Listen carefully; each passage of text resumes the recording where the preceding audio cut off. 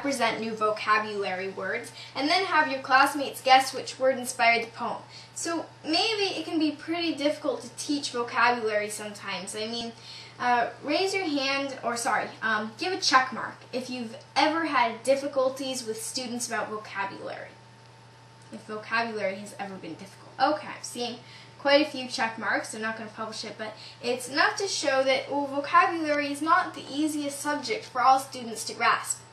So a different way of approaching this subject, which can be very difficult, not just for the student, but sometimes also for the teacher to teach it, is to write poems that represent new vocabulary words, and then have your classmates guess which word inspired the poem. So you could make it more of a kind of social aspect, a game aspect, by having asking other students, well, this is so-and-so's poem, how do you think it was inspired? So here's one I wrote myself. It was for the word insolent. She would not listen, simply screamed, while others stared in shock. She put her mother in the pantry, locking every lock.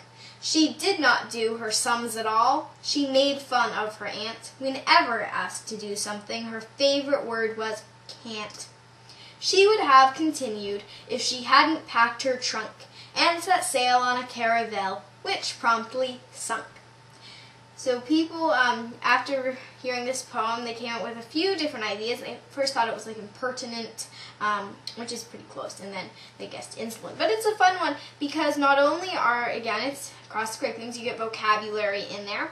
You're also getting some writing strategies, poetry. And I think that it's fun sometimes to, instead of just saying, well, this is our word list, memorize the answers, or having a quiz, maybe having a game like this to lighten up the mood and also cover poetry.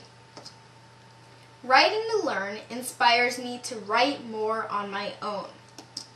Another thing that really inspires me is when my teachers participate in a creative project, which brings me to teaching.